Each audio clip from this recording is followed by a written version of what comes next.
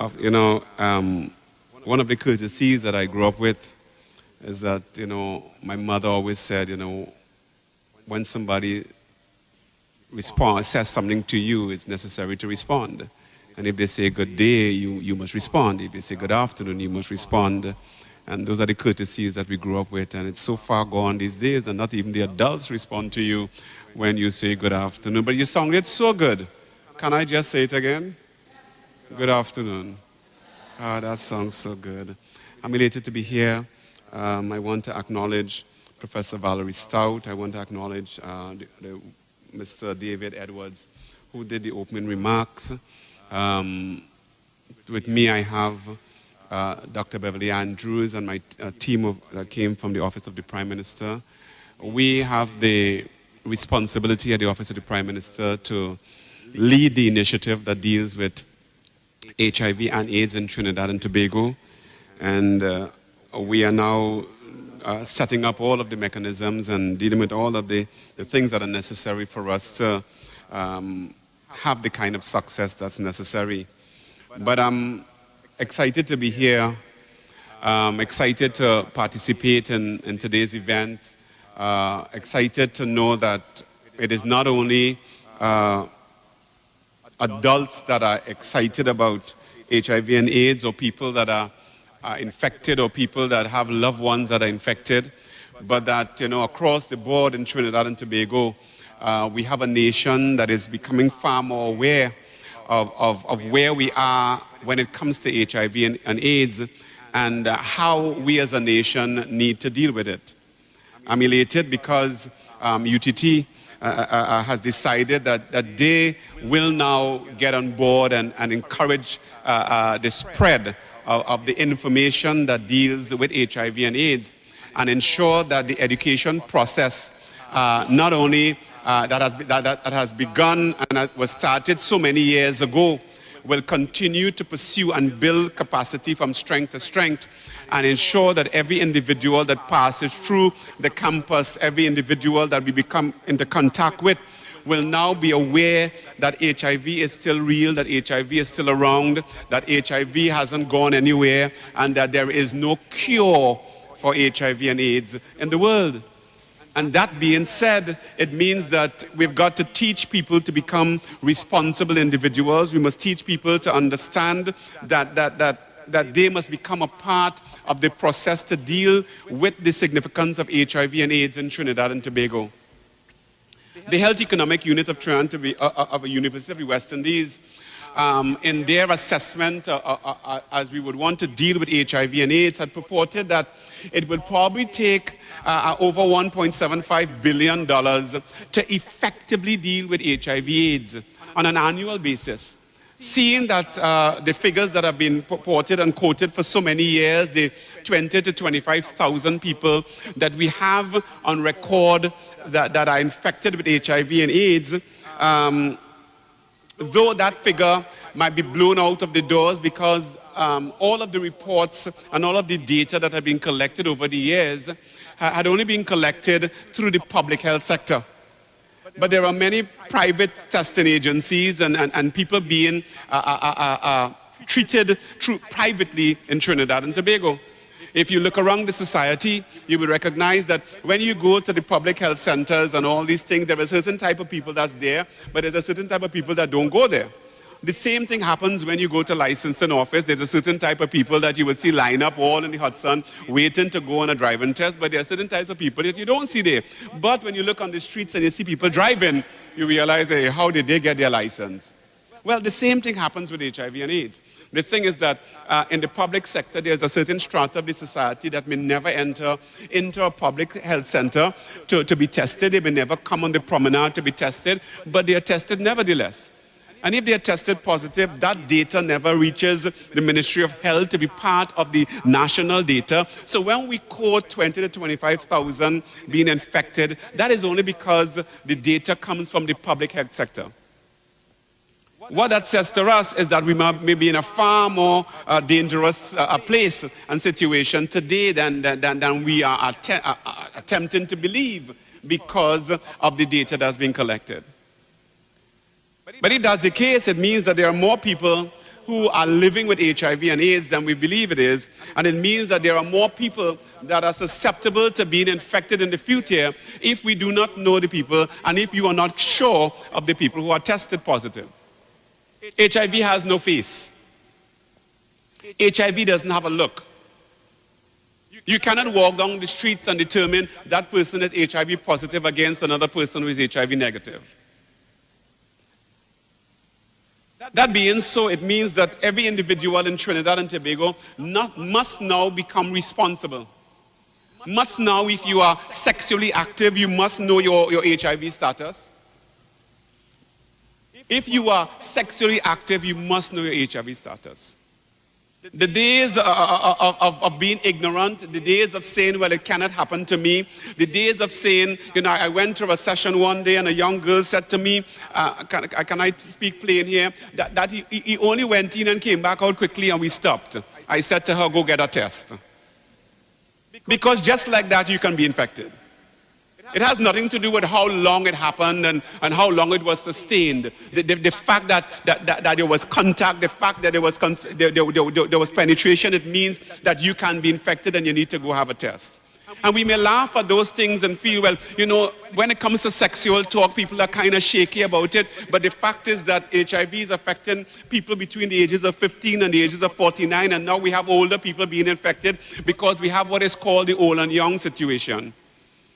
In my days, when you went to old and young, it meant it was a party. But now it's an infection. Because older people are having relationships with young people. Younger people are feeling that they are big so they could have mature relationships. And because of that, we have the dynamics of change now, where you have people in their 50s being infected by people in their early ages or vice versa. So the entire situation of HIV and AIDS is changing. And because it's changing as a nation, we cannot afford to sort of become relaxed, because the last statistic says, based on the public health sector, that we are down to about 3 per day, perhaps, and that we must come relaxed. There is antiretroviral treatment and it's free. But I want to let you know that though something may be free, it's not cheap. It's not cheap because it costs the nation to treat you. It is said that by the Ministry of Health that it costs just about 14,000 TT dollars approximately to treat one person on first-line treatment who is infected with HIV and AIDS. First-line treatment. I mean, if you think a little bit, you would realize that it means that if out of the 20,000 or 25,000 people, if next year 10,000 people's CD4 counts drop to 350, and as they begin treatment on those 10,000 people, multiply the 10,000 by 14,000. And you would realize that it is not just a social issue, it is not as a health issue, but it's also an economic issue. And if it's an economic issue, it means that all of us that are sitting here will have to pay for it. And if that's the case, then all of us must become interested in HIV and AIDS, and we must become determined to spread the message. Let us save the nation, that HIV is everybody's business. I've been saying over and over the last year that if you are not infected, you will be affected. You'll be affected in one way or the other. You'll be affected because some relatives, some kinfolk will be infected. You'll be affected because you're going to have to pay it, so your taxes are going to have to pay for it. And think about if it gets out of hand. The target for 2015 is to reduce significantly new infections by 50%. But I know we as a nation, anything we put our minds to, we can do better than that. We are a nation, if we really decide we're going after something, we can do better than the world. And I believe that in Trinidad and Tobago, in 2015, we will not only achieve the 50% target of new infections, but we can reduce it even far more than that. If we all get on board, if the nation embraces the idea that HIV is my business now, if you as a citizen decide, hey, I am going to be responsible, I'm going to share this message that it has to become everybody in UTT's business. Every student must now become responsible and say, hey, this is my business. If we don't do that, then we would find ourselves in tremendous difficulty. And you are young, and one day you're going to have to look for somebody, and then eventually you're going to find yourself in danger. In danger because sexuality is prevalent. Everything that we promote in Trinidad and Tobago has sex in it. Just now, Power Mint will show you a woman in a bikini sucking a mint. Because sexuality is a big thing in the nation. The music that is purported, we are heading out into Christmas, and we are going to head into Carnival, and the music, everything about the music that is purported in our country is sexual. It's about bang something, roll something, jam something, some bumper. In my days, a bumper was something on a car. But now it's something on a human. And it says, because when you look at that and you realize that the consumption of alcohol is high among our teenagers. It's high among our young population. Go and look at the statistics. The consumption of alcohol is high among young people.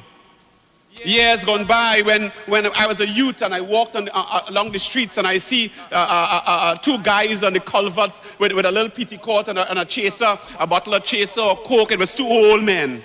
Now you walk on the block and you see guys sitting down there with a bottle of rum and Red Bull. Is young people. So you add alcoholism and sexuality and that's potent. That's potent, that's dangerous.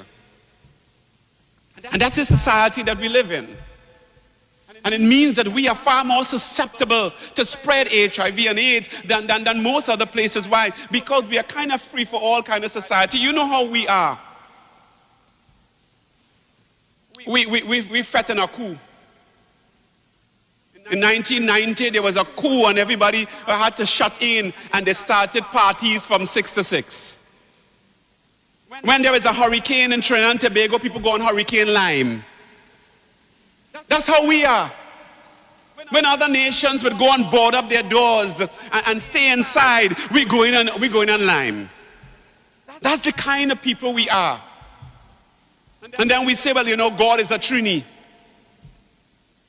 Well, it don't work with HIV and AIDS. And it means that all of us are going to have to sort of change the way we think and start to realize that I will not allow HIV to rub my life. I will not allow my ignorance and arrogance to now rub my future, that I'm going to be a responsible individual. So it's one thing to make a human ribbon. It's another thing to now become a champion for the cause. You see, a human ribbon comes and goes. You do it for one purpose and one season, and then it's over. But HIV is not over when you go home after you form your human ribbon. There's a song that a young man wrote. He says, you know, if Joe is infected and he sleep with Shelley, and Shelley sleep with Jack, and Jack sleep with Kelly, and Kelly sleep with, you know, others, you know what's happening there. And it's time for the talk to become raw. It's time for us not to be afraid to say this is real and tell your friend, hey, you are messing up and you are going to put yourself in danger and the nation in danger. The time for us to sort of hide it and put it under a flower and camouflage it and there were no direct messengers, they're over. The advantages that we have in Trinidad and Tobago is that we were able to be successful in dealing with the mother-to-child transmission. We are up to about 99% dealing with it, so that if a mother is infected, the child wouldn't be infected. That's fantastic. But you know something? We are saving them at birth, and then at 15, 16, 17, 18, we are losing them and they're infected again. And that doesn't make sense. And it means that we're going to have to change the dynamics of the education system. How are we going to deal with sex education in Trinidad and Tobago? I went to a secondary school recently and had some lectures done, and I was dealing with HIV/AIDS across the board. And young people came to me afterwards and said, how can I be tested? I'm talking about Form 1 and Form 2 children. And they would have already had sexual partners 2 and 3 and 4. It's real. It's real. We cannot do like the ostrich and put our heads in the sand and get destroyed. We have got to be real and face this thing and decide we can work together to get rid of this in Trinidad and Tobago. And I know we can. So we need your support. We need young, vibrant people to reach vibrant people. We need young people to go out there and begin to do it. We are planning to launch our national initiative in January on the 23rd of 2013. We're going to launch our national initiative across the board, but before that, I intend to do a national walk, and I plan to take thousands of people on the street. I've already hooked up with the Trinidad and Tobago Cadet Force. I hope that UTT will join us on MILAT and MIPAT, and let's put 3,000-4,000 people in red and start to spread this news on the streets. And I'm hoping that you will join us. On the weeks prior to the 23rd, we're going to be walking. The first walk is from Arima to Tongue. I'm taking 2,000 cadets on the road with placards, and we're going to go from place to place. And then we're going to try it another day from Port of Spain to Shogunas, and then we're going to do, and it's going to be a good health situation because some of you will lose some weight. It's going to be good. But if we don't champion the cause now, it means that the next generation will be in danger. It means your children would be in danger. Remember that the average person who is younger than 30 years old has grown up in a world with HIV and AIDS. That changes everything. It changes the mindset, because when you grow up accustomed to something, it no longer has the impact it has. It's supposed to have. If you grow up in a community where every morning you're hearing a gunshot, I mean you hear a gunshot is nothing. I remember being with a friend of mine in one of our renowned places. I won't call names because I don't want to stigmatize places. But I heard something like a gunshot, and I started to duck, and he said, "What happened to you?" A friend of mine told me that he was walking with his son one day, taking him to school, little boy, and he started to hear gunshots. So he pulled his son down behind a car, and his son said, "Daddy, you're frightened or what?" Taking him to school because they've grown accustomed to it.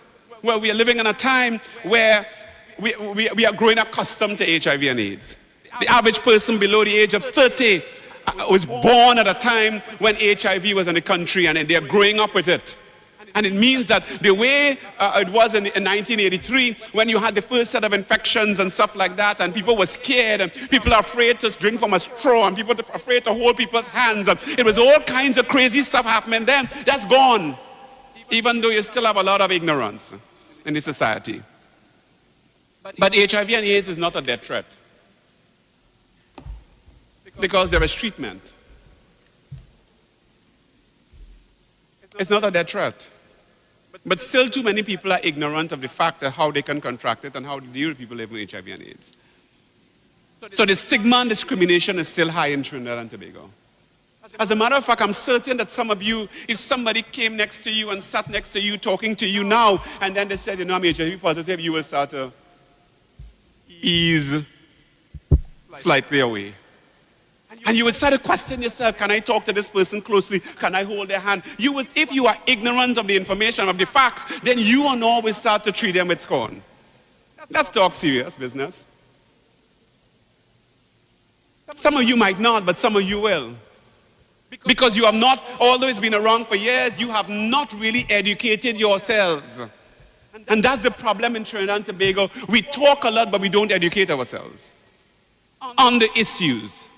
And I would encourage you, all of the materials, search out what the situation is with regards to HIV and AIDS, so that you will not only educate yourself, but you can educate those that are ignorant around you.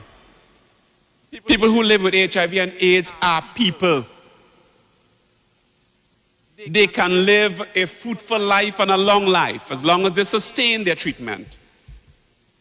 Nobody needs to be discriminated against.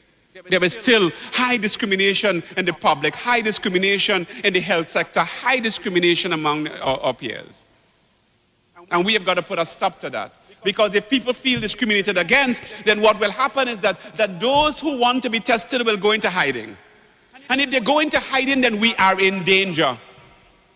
We cannot afford for people to say, I am not going to be tested because I don't want to be discriminated against. Then they will go into hiding and the sickness and the virus will spread. So we've got to encourage people, and we've got to tell people, look, this is not a death threat. That you can live long. That you can be effective in your life, and you can be successful in your life. I want to encourage all of you that we've got to make HIV our business. Every individual. Put it back on the front burner. A young person said to me about 2 years ago, that they laughed at the issue of HIV as I closed, when, there was this cartoon advertisement they used to have years ago, and this person got out of sleep, and then they went in the shower, and they said, hey, how did I get here? What have I done? And then they say, oh, thank God I'm only a cartoon. And the young guy said to me, look at stupidness they're doing. I'm only a cartoon, then I'm a cartoon too. We got to be real with people now and get the facts to them and get all the information to people so that people would realize that I'm a human being and that I can be infected if I am not a responsible human being. When you save yourselves, you're saving a nation. And if all of us begin to save ourselves, my goodness, surely we will save Trinidad and Tobago. Let us pull ourselves together. Let us pull our resources together. And let us ensure that we not only achieve what the United Nations want to achieve, 50% reduction, but that we will blow that out of the waters in Trinidad and Tobago in 2 years and show the world that anything this country puts its mind to, we can achieve it. Let's get to zero. God bless you.